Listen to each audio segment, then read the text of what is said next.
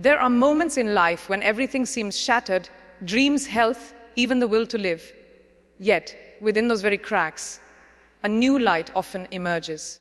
This is the story of a woman who faced unimaginable pain, who lost the life she once knew, but who discovered a strength she never thought she had. Her journey is not just about survival, but about transformation, a reminder that no matter how heavy the storm, the human spirit can rise above it and fly again.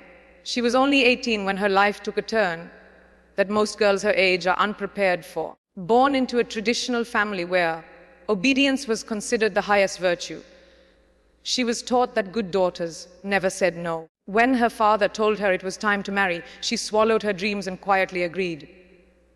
It wasn't love, nor was it happiness. But to her, sacrifice for her family's wishes seemed like the only choice. At first, she told herself it was just another phase of life. But slowly, the weight of compromise began to crush her. She had always carried big dreams inside her heart. Dreams of exploring, of creating, of living freely. Yet here she was, confined within walls of expectations. Marriage, instead of becoming a partnership, became a cage. And though she smiled for the world, deep inside, she longed for something more. Something her soul craved but could not yet name. 2 years into that marriage, life delivered a blow that no one could have imagined. A late night drive ended in disaster when the car her husband was driving plunged into a ditch. He managed to leap out just in time, saving himself. But she was trapped inside, crushed by the wreckage. Bones shattered, ribs fractured, and lungs bruised. Her body bore the full force of fate's cruelty. Yet among all those injuries, one stood above the rest. Her spine was broken, and with it, the life she once knew. The doctors were blunt. They told her she would never walk again. They told her she would never hold a brush, never paint, never even write. Worst of all, they told her she would never carry a child. Each word was like a knife cutting deeper into her soul. She had lost her health, her independence, and the future she had once imagined. Lying in that hospital bed, she wondered if life was even worth living anymore. Nights in the hospital were the hardest. Surrounded by white walls and dressed in white scrubs, she felt like a ghost in her own story. Pain throbbed through her body, but an even greater pain lived in her heart. The dreams of her youth felt like ashes slipping through her fingers. In those quiet hours, she asked the question that so many broken souls ask, why me? Her mother's words became the thread that kept her from unraveling completely. This too shall pass. Her mother whispered, gently stroking her hair. God has a plan for you. I don't know what it is, but he surely does. At first, those words sounded hollow. But slowly, they became a light in the darkness. Maybe, just maybe, her story wasn't over yet. One morning, fed up with staring at the emptiness around her, she asked her brothers to bring her colors and a small canvas. Her right hand was weak, her wrist deformed, but her heart was restless. She dipped the brush into paint, and on that hospital bed, she created her first painting. It wasn't perfect, but it was hers. That canvas became her voice. She painted her grief, her anger, her longing, and her fragile hope. Visitors admired the colors, never realizing how much pain hid beneath them. For her, it was not just art, it was survival. Each stroke of paint was proof that her spirit, though broken, was still alive. The more she painted, the more she felt something shifting inside her. She wasn't just lying in bed anymore, she was fighting back. 2.5 months later, she was discharged from the hospital.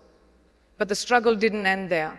Her body, covered in pressure ulcers, was too fragile to even sit upright. Doctors confined her to bed rest, not for weeks, not for months, but for years. For 2 long years, she stared out of a window, listening to the birds sing, while she wondered if she would ever taste freedom again. Yet something remarkable happened in that confinement. Instead of drowning in despair, she began to see life differently. She noticed the beauty in small things, the sound of rain tapping against the window, the laughter of children outside, the simple gift of being alive. It was as if her soul had been reborn. And when she finally sat in a wheelchair after those 2 years, she didn't see it as a prison. She saw it as a second chance, a way to begin again. The day she first sat in a wheelchair was unforgettable. For many, it might have been a symbol of limitation, but for her, it was a sign of rebirth. She wheeled herself to a mirror and gazed at her reflection. The woman staring back was not the same girl who once dreamed quietly, afraid to disobey. This woman had scars, both visible and hidden, but she also had fire in her eyes. She whispered to herself, "I can't wait for a miracle to make me walk. I have to accept who I am now. The sooner, the better." That moment became the turning point. She decided she would no longer live as a victim of fate. Instead, she would live for herself, not to fit someone else's idea of perfection, not to earn sympathy, but to make every moment count. She embraced her wheelchair as a part of her story, not the end of it. It was a powerful declaration. Her body might have been broken, but her spirit was unbreakable. With this newfound resolve, she began to face her fears one by one. She took out a notebook and listed them carefully. Fear of rejection, fear of being unwanted. But one fear stood above the rest: divorce. For years, she had clung to a marriage that had long since lost its meaning, terrified of what society would say. Divorce was a word she couldn't even bear to think about. But the more she reflected, the clearer it became she wasn't clinging to love, she was clinging to fear. One day, with trembling hands and a steady heart, she let go. She freed herself from the chains of a relationship that no longer valued her. In that painful liberation, she discovered something beautiful: the strength to stand alone. Divorce was no longer her greatest fear. It became her greatest freedom. Even after she embraced her independence, another battle awaited her: society's sympathy. People didn't know how to treat her. When she smiled, they asked if she was really okay. When she laughed, they looked at her as though she were hiding her suffering. Their pity was suffocating. She longed for people to see her strength instead of her weakness, to see her spirit instead of her scars. At first, she closed her door to visitors, too tired to explain her happiness. But eventually, she realized she didn't need their validation. She stopped caring about their doubts and chose to shine regardless. Every smile became an act of defiance. Every laugh a declaration that she was more than her pain. Slowly, she turned her wounds into wisdom and her struggles into strength. She began to notice a universal truth: everyone carries fears. Some fear losing money, some fear losing health, some fear losing love. And yet, most people let those fears dictate their lives. She refused to be one of them. Instead of shrinking, she leaned into the fire. She took risks, explored her creativity, and dared to dream again. Her story wasn't about achieving perfection. It was about embracing imperfection and still choosing joy. She didn't walk on her feet, but she walked tall in courage. She didn't hold a child in her arms, but she mothered hope in countless hearts. She didn't follow the path others set for her. She created her own. And in doing so, she became an example that true strength isn't measured by what you can do, but by what you can endure and rise above. In time, she learned to see challenges as teachers rather than enemies. Life, she realized, is not supposed to be easy. It is a test, a trial, and trials are never meant to be smooth. When life handed her lemons, she didn't curse her fate. She made lemonade, and then she shared it with others. She used her story not as a tale of tragedy, but as a beacon of resilience. She reminded herself and everyone who crossed her path, it is okay to cry, it is okay to feel fear, it is even okay to fall. But what is not okay is to give up. Failure, she discovered, is not the end.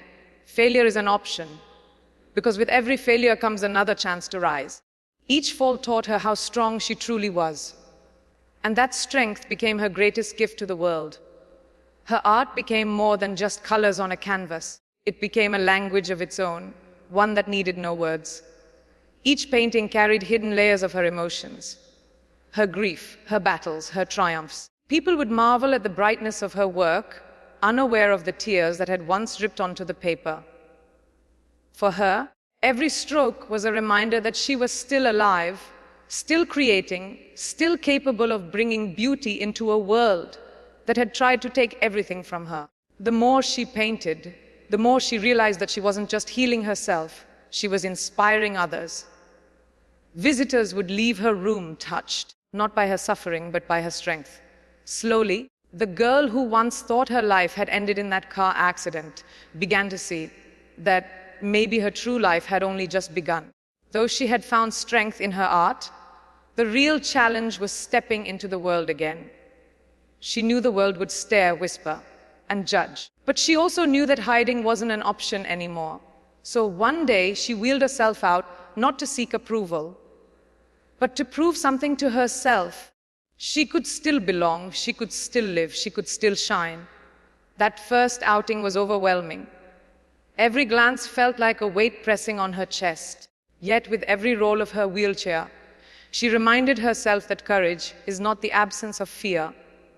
It is moving forward despite it. By the time she returned home, she wasn't broken by the stares. She was empowered by her own bravery.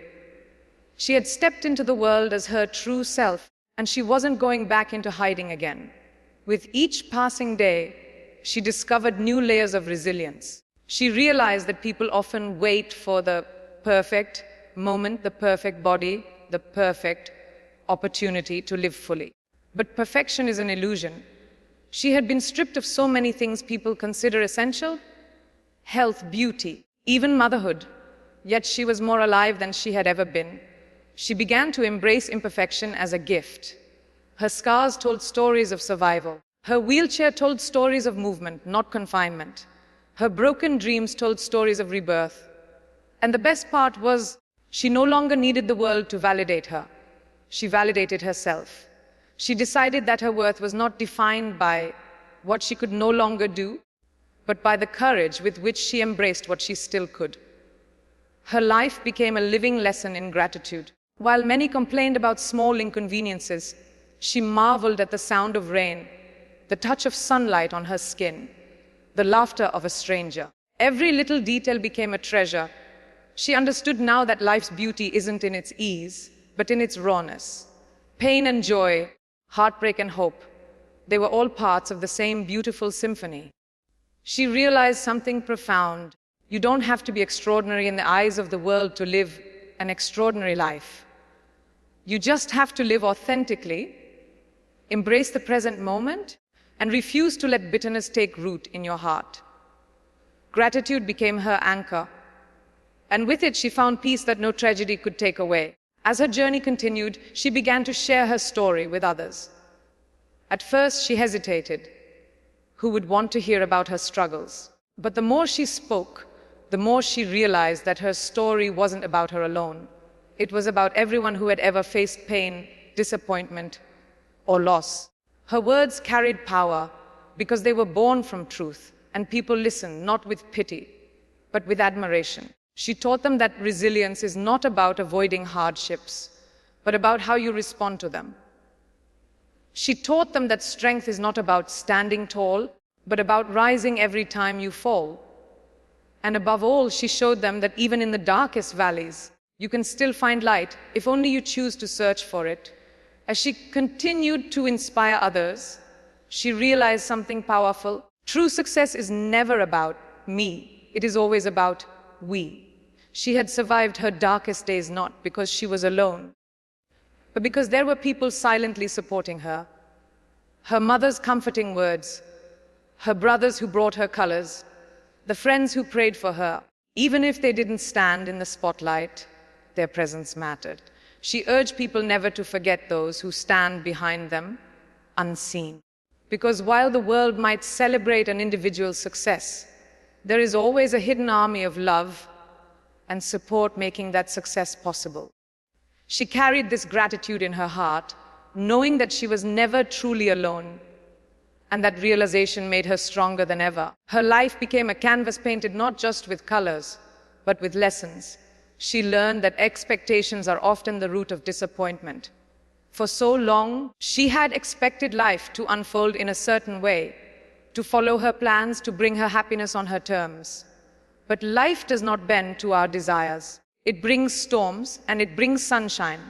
The key is not to control the storm, but to learn how to dance in the rain. She began teaching herself and others to stop expecting ease from life.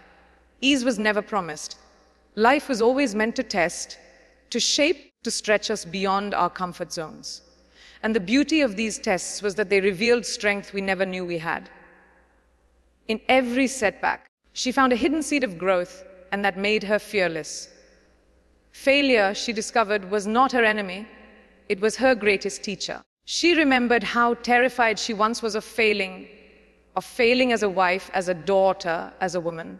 But as she rebuilt herself, she realized that failure was never the opposite of success. It was a stepping stone toward it. Every time she failed, she rose with more wisdom, more courage, and more faith. She began to tell people, do not fear failure, fear giving up. Because when you fail, you still have a chance to rise again. But when you quit, the story ends there. Her own life was proof of that. If she had quit during those nights of unbearable pain, if she had quit when doctors told her she would never walk, she would never have discovered the life she now lived. Failure had shaped her, polished her, and made her unbreakable. Slowly, her story reached further. She became a voice of hope for those drowning in despair. People facing illness, heartbreak, or rejection looked at her and found courage. They saw that if she could rise from such devastation, perhaps they could too. Her scars no longer isolated her. They connected her with humanity. Every speech, every painting, every word she shared became a spark in someone else's darkness. And that was the greatest reward, knowing that her suffering had not been in vain. It had been transformed into a torch, lighting the way for others. She had once asked, why me? But now she understood. Her pain had a purpose, to remind others that no storm lasts forever and no life is too broken to be rebuilt. One day, while reflecting on her journey, she realized something extraordinary. The accident that had once seemed like the end of her life had actually been the beginning of her true purpose. Without it, she might never have discovered her strength, her art, or her ability to inspire others. She might never have known the depth of her resilience or the power of gratitude. Her wheelchair was no longer a symbol of loss. It was a throne, a place from which she ruled her own destiny. She carried herself with dignity, not despite her scars, but because of them. They were her medals, proof of battles fought and won. She no longer saw herself as broken. She saw herself as transformed. A woman who had learned not just to survive, but to rise and shine against all odds. Her journey had taught her that strength does not come from muscles or flawless health. It comes from the will to keep moving forward when everything inside you screams to stop. She began to redefine beauty and power, not as something external, but as a reflection of the soul. To her, a person was beautiful when they refused to let life's storms extinguish their inner light. She realized that society often puts labels on people: disabled, divorce dependent, but she tore those labels apart. She was not a victim. She was not incomplete. She was not defined by what she had lost. She was defined by the courage with which she embraced life, scars and all. And that realization gave her a freedom no one could ever take away. As she grew stronger, she began lifting others as well. She spoke to people who had lost hope, telling them that it was okay to cry, okay to stumble, and okay to feel broken. But it was never okay to give up. She reminded them that giving up was like handing over your story to despair, and no one should let despair write the ending. She shared her mantra: you don't have to be perfect, you just have to be present. Those words struck deeply in the hearts of those who listened. For the first time, many realized that they didn't need to fix every flaw in order to live fully. They simply needed to show up, embrace their imperfection, and keep going. Her life became a message: you cannot wait for miracles, you must create them. She showed that even when everything is taken away, one thing always remains: choice. The choice to rise, the choice to heal, the choice to find light in the darkest places. She had chosen life again and again, even when it would have been easier to surrender. And in choosing life, she created her own miracle. She transformed tragedy into triumph, fear into freedom, and pain into power. She became living proof that no matter how broken you feel, you still have the power to rebuild, to redefine, and to rise. Looking back, she no longer asked, "Why me?" Instead, she whispered, "Thank you. Thank you for the pain that made me strong. Thank you for the scars that made me real. Thank you for the loss that taught me the value of life." Every hardship had been a hidden blessing, shaping her into the woman she was meant to be. She knew her journey would continue, with its ups and downs, but she was no longer afraid. She had faced her deepest fears and walked out stronger. She had embraced life on her own terms, and that was the greatest victory of all. Her story was not about a woman in a wheelchair. It was about a soul that refused to be chained, a spirit that chose to fly without wings. Her story is a reminder for all of us: life will not always go as planned. It will test you, break you, and push you beyond your limits. But it will also offer you a choice to give up or to rise. And if you choose to rise, no obstacle, no loss, no scar can stop you from becoming unstoppable. She turned her broken wings into an unstoppable flight. And now her journey lives as a beacon of hope for anyone who feels defeated. Remember, your scars are not signs of weakness, they are proof of your survival. And survival, when embraced with courage, transforms into victory.